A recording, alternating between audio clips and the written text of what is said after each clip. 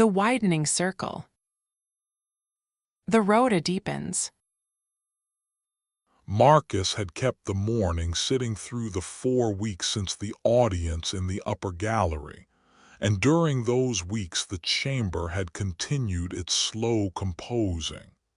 8 houses had attended. The Rota that Ivara had proposed in the days after Version's garden attending had moved through the autumn with the unhurried pace Kethani had set for it. 1 house per attending, 1 eldest counselor per house, 1 deep night beneath the Sheleth, and the garden had received each house's thread with the same patience it had given to the first. After Venmara and Kalshan, Palinthi had attended 7th, Veshara herself, whose voice had been the 5th confirmation in the succession vote years ago, and whose presence in the garden had carried the faint amber of an Aldhari, whose public composure had been built, over 3 centuries, from a deep private certainty about what the Concord was for. Then Asaran, 8th, a house that Marcus had never known well, whose eldest counselor, Torin, had sat beneath the Sheleth with the quiet deliberation of a being who did not speak until the speaking had composed itself fully, and who had departed at dawn without having spoken at all, which Kethani had received as the truest form of attending. And then Drossant, the first of Asharon's old conservative coalition to attend in its own right, whose eldest, Verath, had brought a question to the garden that Ivara later described to Marcus as the most Drossant question imaginable, whether the garden witness experience was reproducible, and whether the Concord should consider standardizing it as a protocol. Kethani had smiled at the question and said no. The chamber held all of it. Marcus could feel the threads during the morning sittings as layers in the 4th voice, not distinct melodies, not separate presences, but something closer to the way a river carried the minerals of every terrain it had passed through. The Telvari's warmed register was the deepest layer, the original tone the building had learned to sustain. Above it, threaded through it, the garden's nightly composing of each house's thread had been carried back into the chamber's stone through the shared root system that connected the garden's deeper soils to the translation house's foundations. The stone remembered. The stone was becoming a record. Orly arrived at her usual hour. She carried the Seltherin today, the small resonance cylinder she used for her periodic measurements, and set it on the center stone with the precise hands of a being who had been handling instruments of this kind for longer than Marcus had been alive. 9 threads, she said after a moment. I am counting the Telvari baseline as the first, then Kalethi, Tesseri, Larathi, Venmara, Kalshan, Palinthi, Asaran, Drossant. 9 threads held in the stone simultaneously. The Seltherin has not measured a composite of this complexity before. I may need to recalibrate. Is the stone strained? No, that is what interests me. The stone is not strained. It is carrying more than it was designed to carry, if it was designed at all, which is a question the observatory's archives do not settle, and it is carrying the load the way a body carries a lifetime of meals. The capacity was always there. The meals were the catalyst. How many more can it hold? All of them. The remaining 3 houses will not strain the composite, and after the Rota completes, if Kethani allows additional visitors or if the practice opens further, I believe the stone could hold a significantly larger vocabulary. I do not say this as encouragement. I say it as observation. The building was built for more than the Concord currently requires of it. Built by whom? By the Telvari, 2,000 years ago. They built a house they expected would eventually hold every voice the Concord could produce. They built with patience. The patience is being rewarded. The ninth attending was Temeth. Marcus had known it would be Temeth when Kethani told them 3 days before that the Arbiter had requested her turn. She had not called it a turn. She had called it, through the formal register of a note sent from Temeth's quarters in the oldest wing of the palace, the moment she had been composing herself toward since the first attending.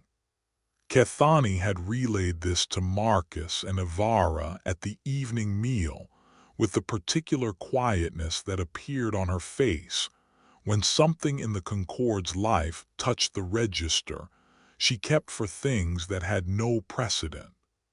Senara was the oldest living Aldhari. Her markings had long ago settled to a soft silver luminescence that was beyond emotional display. Not suppressed, not controlled, but completed, the way a stone that had been worn by centuries of water no longer showed the marks of individual storms. She had overseen the succession vote. She had called the great houses to chamber. She had received the Sheleth cavern from Asharon with the grave small nod of a being who had witnessed 100 political defeats and knew the precise weight of each. She was, in the Concord's collective understanding, the being who held the longest memory that was still held in a living body. She arrived at the garden at the hour of the silver moon's rising. Aloran walked beside her, the same Aloran who had stood at her elbow during the succession vote, years ago, steady and unremarkable and devoted. Kethani was already at the Sheleth, in the low stone seat she had taken for every attending, and the cohort was in the translation house, settled into the practice. Marcus stood at the translation house's outer threshold, as he had stood for every attending since the first, because the threshold was the place from which he could hold both the cohorts attending inside and the gardens composing outside. Senara crossed the garden's threshold, and the garden did something Marcus had not seen before. The ground cover blossoms at her feet did not compose a new thread. They dimmed, not darkened, dimmed, the way a room full of candles dimmed when a larger, steadier light entered. The bioluminescent flora along the path between the outer gate and the Sheleth tree lowered their output to a faint pulse, and in the lowered light Senara's own markings, the soft silver luminescence that was beyond emotional display, became, for the first time in Marcus's experience, the brightest thing in the garden. The garden was not reading her. The garden was yielding to her. It was giving the oldest living light the space to be the light. Kethani rose from her seat beneath the Sheleth. She did not speak. Senara crossed the remaining distance to the tree with the unhurried steps of a being for whom unhurried was not a choice but a settled state, and when she reached the low stone bench beside Kethani she did not sit. She placed one hand very slowly, very deliberately on the Sheleth's bark. The amber glow of the tree deepened at her touch, not brightened, deepened. The way a note deepened when a resonance it had been waiting for finally arrived. She stood with her hand on the tree for a long moment. Then she sat. Kethani sat beside her. The garden held its dimmed register. The silver moon rose above the eastern delta, and the cohort, inside the translation house, held the practice, and Marcus felt, standing at the threshold between the two spaces, the fourth voice shift into a register he had not heard before. A lower tone, beneath the Telvari's warmed bass line, as if the stone were finding a frequency it had always been capable of producing, but had never been asked to produce until now. Senara stayed the full night. At dawn, when the garden began its slow brightening and the cohort rose from the practice, Marcus walked out into the garden and found Senara still on the bench beside the Sheleth, and Kethani still beside her, and Aloran standing at a respectful distance, with the posture of someone who had stood through the night without sitting. The garden's dimmed register had lifted. The ground cover blossoms had resumed their ordinary composing, but the Sheleth's amber had not returned to its usual register. It was carrying, in its deep heartwood glow, a new thread, silver, very faint, threaded through the amber the way a single white hair threads through dark. And Marcus understood that the tree had received Senara the way it had received no other visitor, not as a new color to learn, but as a memory it already held confirmed. "Good morning, Arbiter," Marcus said. "Good morning, Marcus Cole." Her voice was the same unhurried silver it had always been. "I have heard what the building holds. I am satisfied. Satisfied. I have lived long enough to hear many things the Concord has built. Most of them were built well. Some were built beautifully. This is the first thing I have heard that was built patiently. The patience is what satisfies me. The Concord has learned to wait. That is not a small thing for a civilization that is 10,000 years old. We have always known how to endure. We have not always known how to wait. There is a difference." She rose. Aloran moved to her side. Kethani rose with them. The three of them walked together toward the garden's outer gate, and Marcus watched them go, and the Sheleth held its new silver thread in the amber of its heartwood, and the garden composed the dawn. The younger bridge. Ivara walked to the observatory on the third morning after Senara's attending, carrying a small case of Earth cultural recordings that Salvaran had requested through Marin. The hilltop path was at its deep autumnal register. The pale grasses that lined the slope had taken on the silver amber of the season's turning, and the central dome of the observatory sat in the landscape, with the settled quality of a building that had grown from rock rather than been placed on it. Ivara climbed the path in the morning's cool air and entered through the eastern door, and found, in the central dome, Elena Park and Divari working at the long table beneath the dark glass panels. They were cataloging. Elena had a set of holographic projections spread across the table, images of Earth's art, Ivara recognized, from the period Earth called the Renaissance.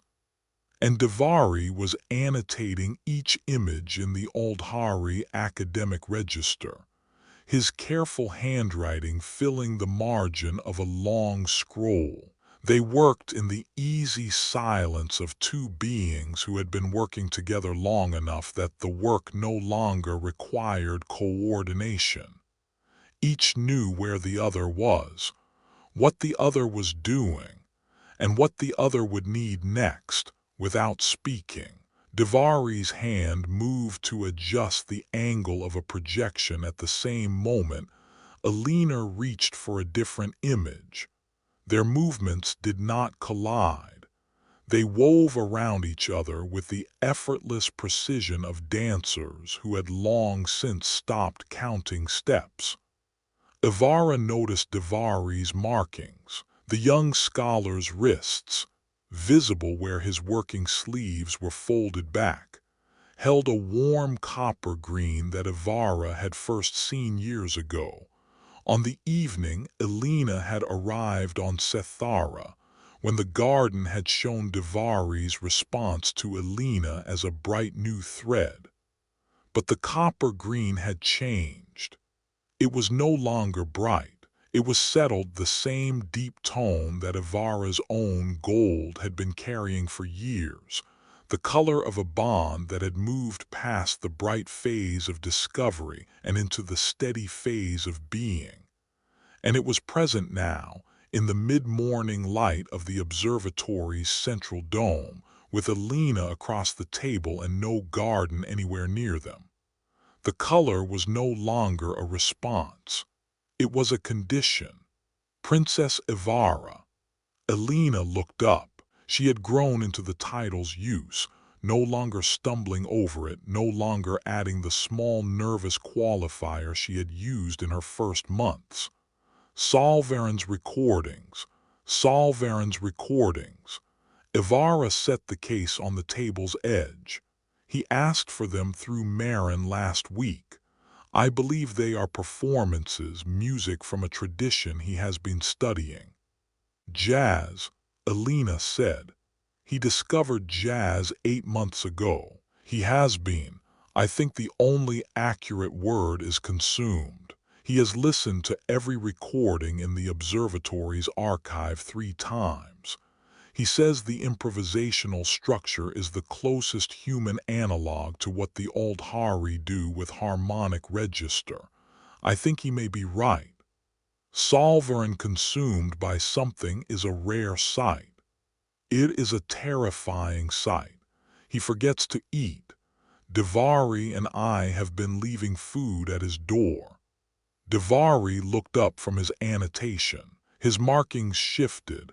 A brief thread of warm rose through the copper green, the Aldhari expression of affection in passing, and he smiled at Elena with the quiet directness of a young Aldhari who had stopped trying to conceal anything from the being he had chosen.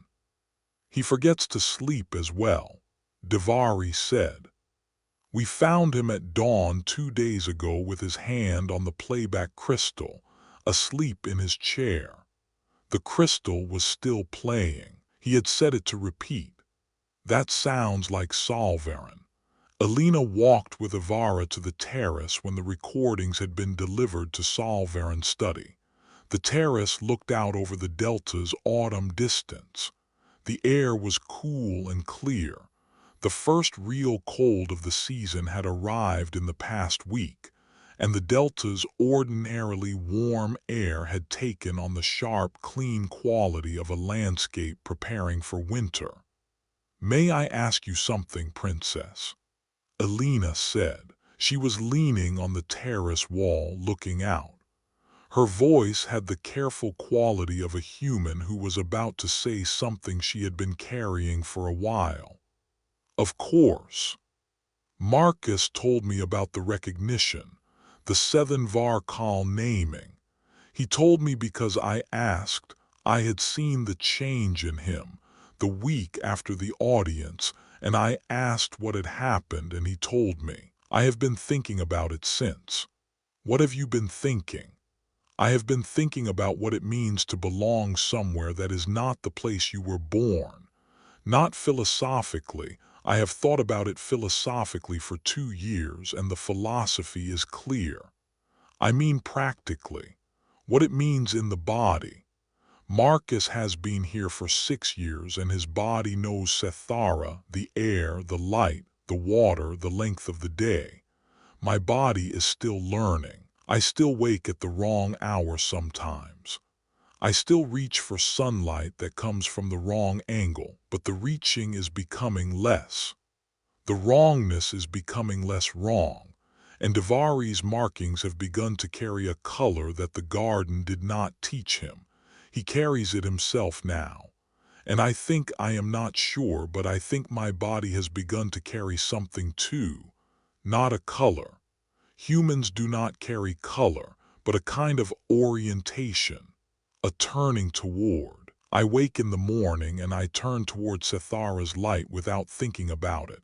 I did not do that a year ago. Ivara listened. She listened the way Marcus had taught her to listen, not composing a response while the speaker was still speaking, but holding the space for the speaker to finish composing what they were saying. Elena was composing as she spoke. The words were not rehearsed. They were being discovered. "I am not asking for what Marcus has," Elena said. "I know that. His recognition is his. It was composed over 6 years and it fits his shape. I think I am asking whether the Concord has a shape for what I am becoming. Not Sethan Var Kal. I am not an architect of anything. I am a young woman from a farm on a planet that is very far from here, and I have fallen in love with an Aldhari scholar, and the observatory has become the place I do my best thinking, and I am beginning to suspect that I will not go home. I have not decided that yet, but I am beginning to suspect it, and I would like to know whether, when the suspicion becomes a decision, there is a path. There is a path. How will I know when I am on it? You will know because you will stop asking the question. Marcus stopped asking it during his 2nd year. He did not notice that he had stopped. I noticed. Kethani noticed. The garden noticed.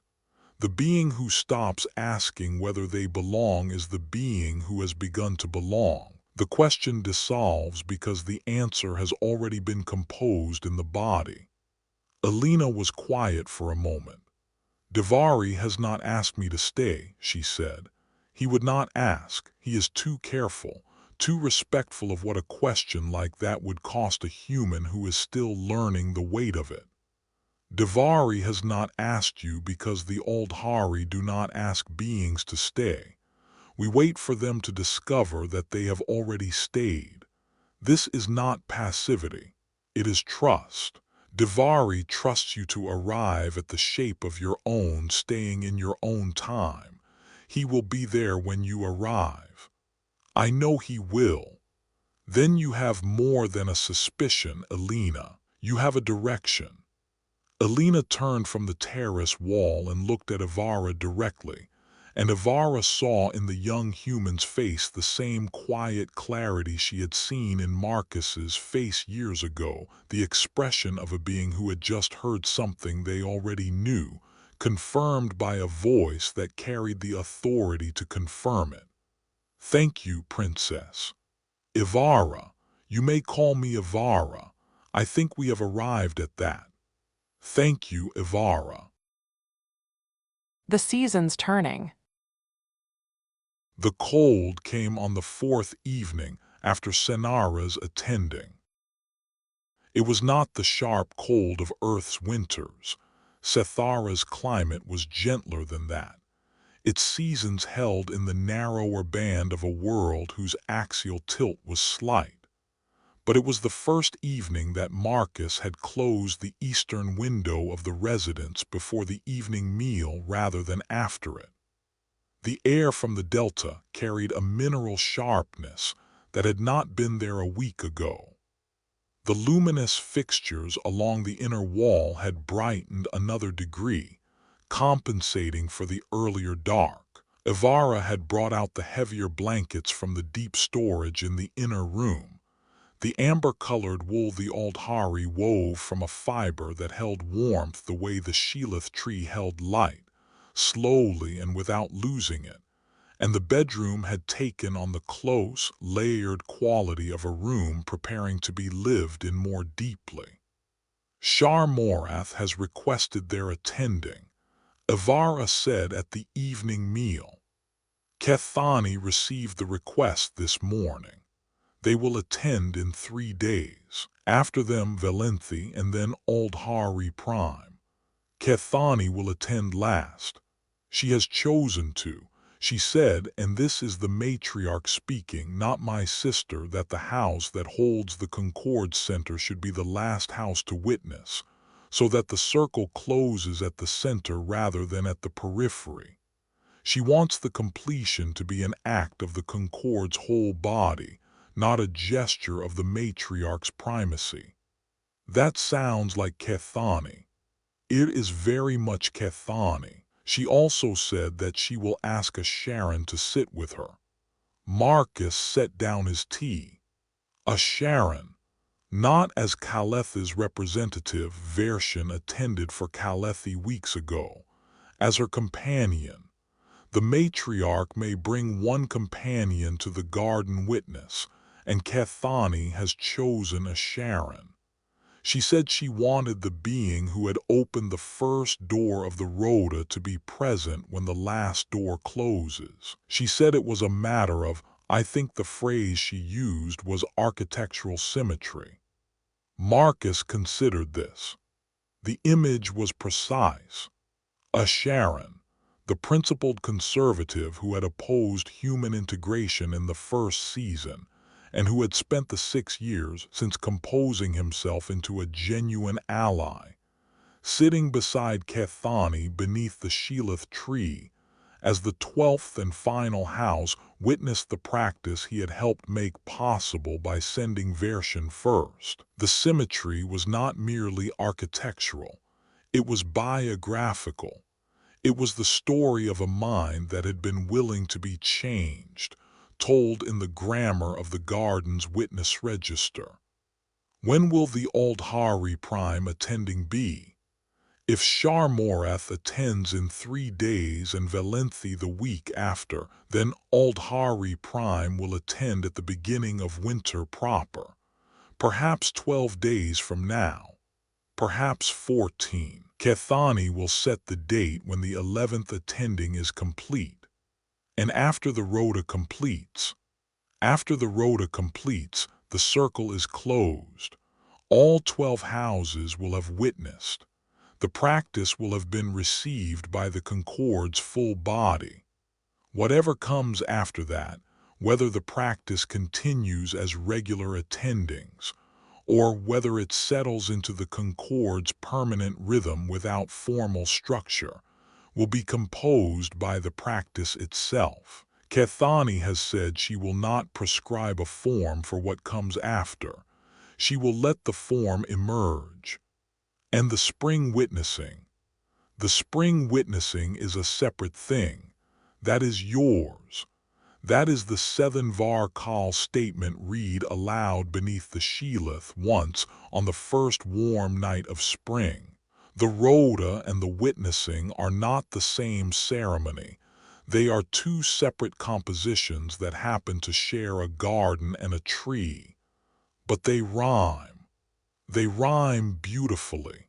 They cleared the evening meal together. The small domestic rhythm of the clearing, Marcus washing the pale stone cups in the basin, Ivara drying them and setting them in the wooden rack her grandmother's grandmother had made, had been their evening ritual for years, and the ritual had worn into their bodies the way a river wore into stone, not by force but by repetition, until the shape of the clearing was the shape of the evening itself.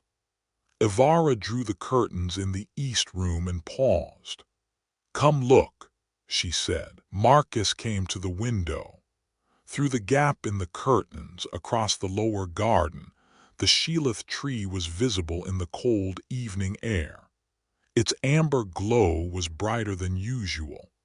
The cold had deepened the tree's luminescence, the way cold deepened the color of certain minerals, and the silver thread that Senara's attending had woven into its heartwood was visible now as a faint pale line running through the amber, like a vein of quartz in sandstone. The tree was carrying everything it had received during the autumn's Rota, every house thread, every garden witness night, every hour of silent sitting, and it was carrying it the way the Sheleth always carried what it received, patiently, without complaint, storing the light for the season when the light would be needed most. "It is brighter in the cold," Ivara said. "It is storing." Yes, the Sheleth stores light during the cold months. It draws the light down into its heartwood and holds it through the winter. And when the first warm night of spring comes, the stored light rises back to the surface. The tree on the first warm night is, I cannot describe it. You will see it. The amber becomes something else. It becomes the concentrated warmth of every cold night the tree has held. The light is not brighter in the way a fire is brighter. It is brighter in the way a memory is brighter.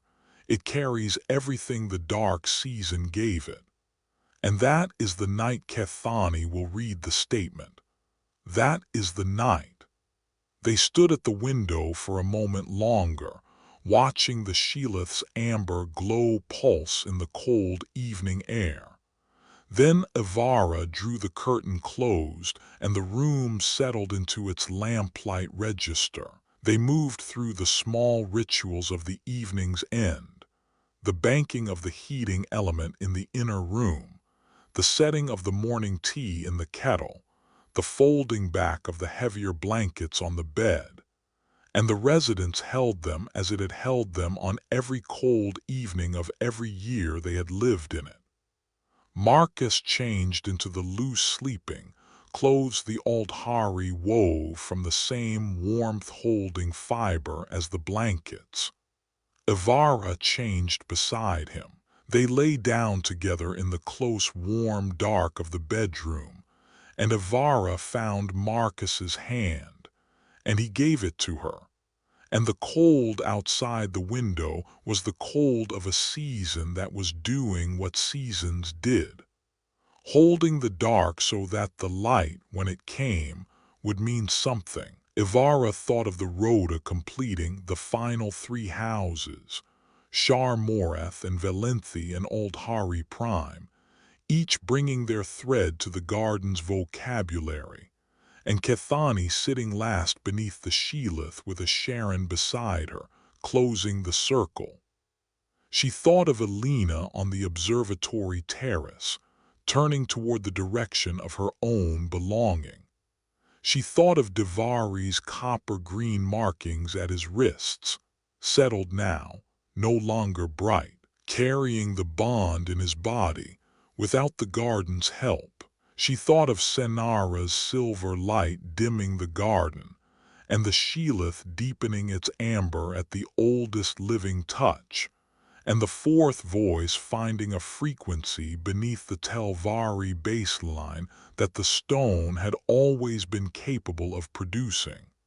She thought of the spring, of the first warm night, of the Sheleth releasing its stored winter light into the garden's dark, and Kethani reading the statement once beneath its glow, and Marcus standing beside her, Sethan Varkal, one who had chosen to belong with clarity of purpose, and the cohort witnessing, and the garden composing the moment into its permanent vocabulary, and the Telvari's warmed register carrying in the fourth voice the long, patient acknowledgement of a civilization that had waited 2,000 years, and would wait as long as the waiting was worth the waiting. She thought of the years ahead, as she had thought of them on the evening of the audience, and the years were still composing themselves, and the composing was still unhurried, and the shape of the composing was still the shape of 2 lives that had chosen each other and been received, at last, into the full regard of a civilization that had taken 10,000 years to learn how to receive. Marcus was asleep beside her.